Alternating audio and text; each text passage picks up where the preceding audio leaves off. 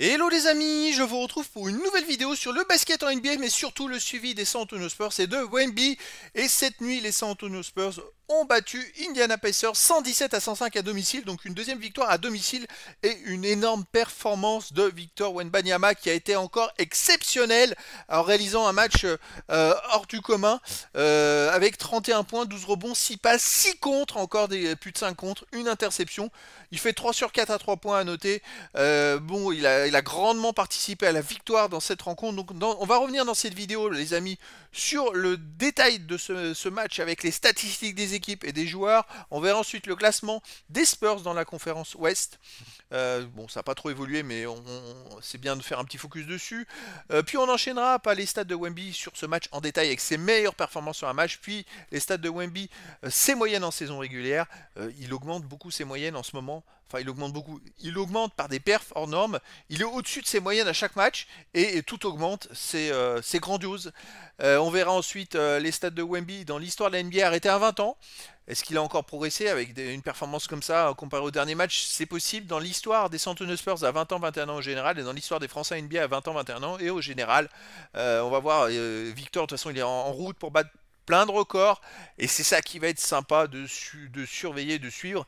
Et donc on terminera après par un petit focus sur le prochain match des San Antonio Spurs pour se donner rendez-vous pour le prochain match en croisant les doigts que les Spurs continuent leur victoire et que Victor ça se passe très bien pour lui. Mais déjà on va s'attarder déjà à cette victoire 117-105 contre Indiana.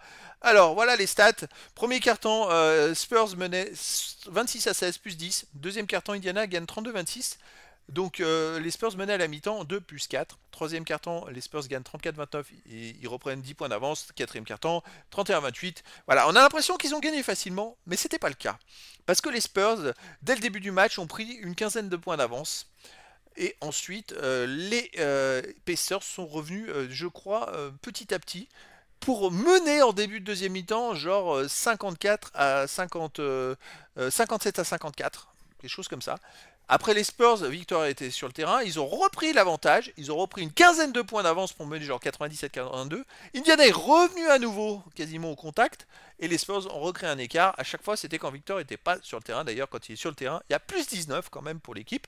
Mais voilà, il y a eu un petit yo-yo. Mais les Spurs ont eu deux fois la force morale au moment où ils étaient rattrapés de remettre un coup de booster.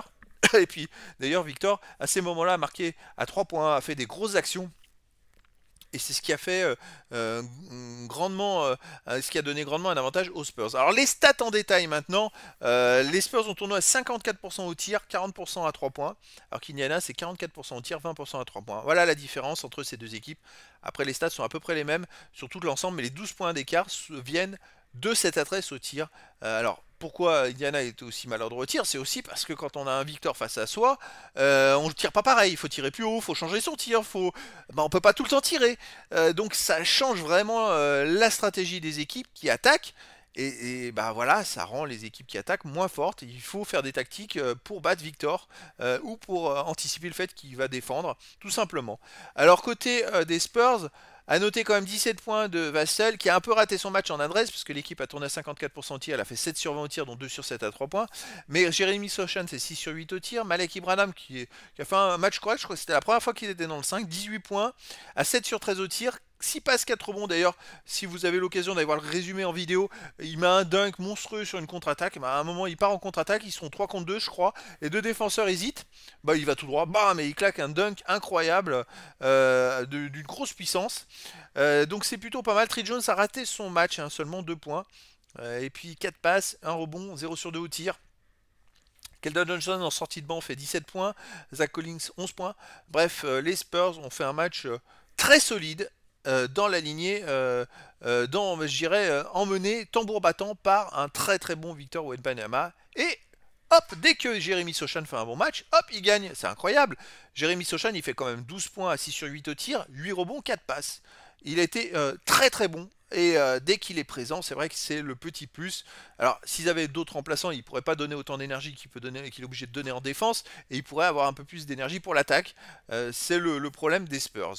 Allez, on va arriver maintenant au focus sur le classement des Spurs dans la conférence Ouest. Ils sont toujours derniers, avec 13 victoires, 48 défaites. Ils ont 4 victoires de retard maintenant sur Portland, qui a dû sûrement gagner un match, parce que les Spurs ont gagné les 2 derniers matchs, et Portland était à 16 victoires avant. Donc voilà, après 7 victoires de retard sur Memphis. Bah écoutez, est-ce qu'ils vont dépasser les 20 matchs, les 20 victoires? Je sais pas, hein, parce que ils en sont à 61 matchs joués, il en reste que 21 cette saison. Donc il faudrait qu'ils en gagnent 7 sur les 21, c'est-à-dire qu'ils gagnent un tiers des matchs.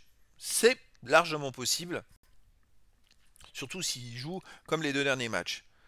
Allez, les stats de Wemby dans ce match-là, il a joué 31 minutes, il fait 11 sur 17 au tir, c'est très bon. 3 sur 4 à 3 points, c'est très très bon. 6 sur 7 au lancer franc, c'est très bon. Donc il met 31 points en 31 minutes. Voilà, c'est un super match. 2 rebonds offensifs, 10 défensifs, plus 12 rebonds. Au total, 6 passes décisives. C'est pas un meneur, il fait 6 passes. Il fait des très belles passes à certains moments. Allez voir la vidéo. Moi, je vous dis tout de suite, il y a une passe où il attaque le panier face à Siakam et puis il fait une passe un petit peu derrière le cou à Jeremy Sochan qui marque à mi-distance. C'est très sympa. Sinon, il fait des balles passes à terre. Très très fort, vraiment. Une interception, 6 contre. Alors là, je crois qu'il en est sur les 6 derniers matchs à 5 matchs avec 5 contre ou plus et un match à 4 contre. Il a failli faire 6 matchs de suite avec au moins 5 contre, ce qui est extraordinaire, les amis. 3 ballons perdus de faute, plus 19 quand il est sur le terrain. Il est de plus en plus fort. Il n'a pas de meilleure performance par contre sur un match, mais bon, c'est pas grave, hein, quand on voit la qualité de ses stats, c'est hallucinant. Déjà qu'il avait fait dans le dernier match, la première fois de l'histoire, une performance comme ça, mais il avait marqué 5 paniers à 3 points, il était à 2 paniers à 3 points seulement de réaliser la même perf. Hein. C'est assez incroyable. Hein. Allez, les stats dans sa moyenne en saison régulière, bah, il monte maintenant à 20.9 de moyenne, 10 rebonds 2, 3 passes 4, une interception 3 et 3 contre 4 cette saison, 3,4 contre de moyenne. Il ultra domine, le deuxième est à 2,7. Hein. Là, même s'il joue pas les autres matchs, je pense qu'il finit meilleur contreur. Ça serait super vraiment dès sa première saison en NBA. Allez, les stats de Wemby dans l'histoire de la NBA arrêtées à 20 ans. Alors Wemby, il en a 279 matchs et il est face à lui, face à 55 matchs, pardon, il est 279e. Il est très très loin parce qu'il a très peu joué. C'est sa première saison, il y a des joueurs qui ont en face 2 voire 3 ans de NBA, hein, comme Kobe Bryant, Tracy McGrady. Et donc voilà, il a quand même 150 matchs de moins à peu près que Kobe Bryant. Mais regardez-moi ses stats, il est 85e marqueur. C'est assez hallucinant les amis. 85e marqueur pour une référence de 279e au nombre de matchs. Hein. Quand on voit le rapport, c'est assez incroyable. Sinon, dans les 100 en tir marqué, il est 91e. Tir tenté, maintenant, il est 100e. 62e aux 3 points marqués, 59e aux 3 points tentés. C'est exceptionnel. Il lui manque 13 paniers à 3 points pour entrer dans les 50, ce qui est extraordinaire. Franchement, il aurait pu être même dans les 10 premiers s'il avait déjà 2 ou 3 ans de NBA.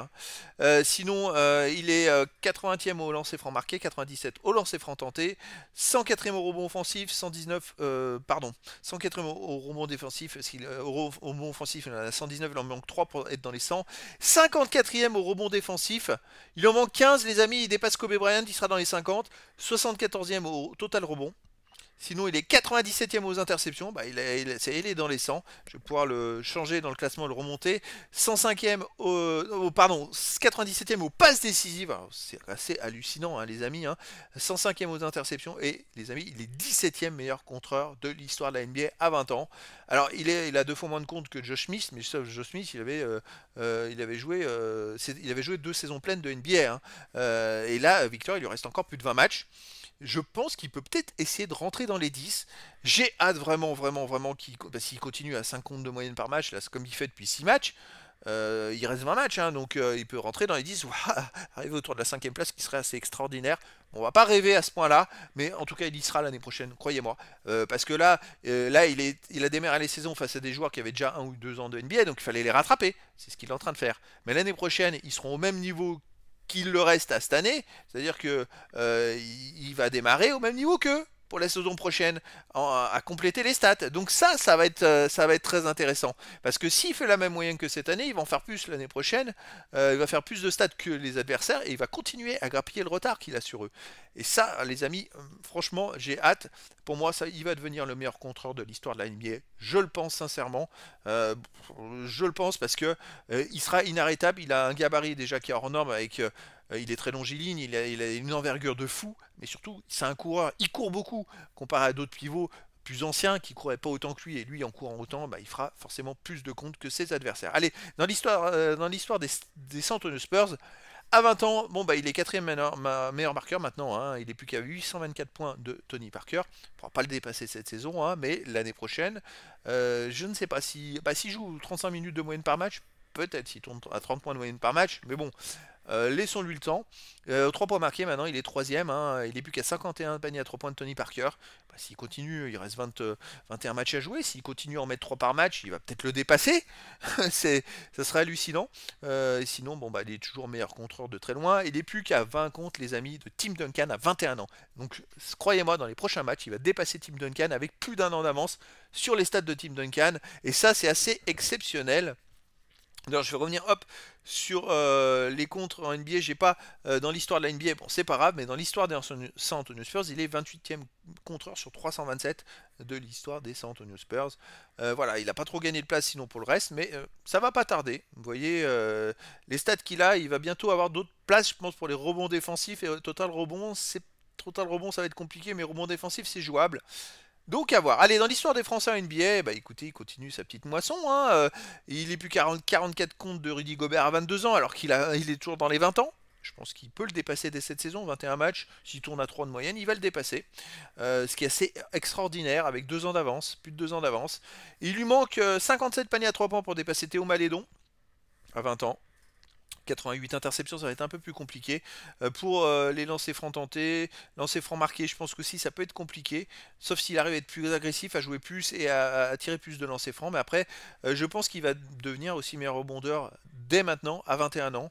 Il va falloir surveiller toutes ces stats.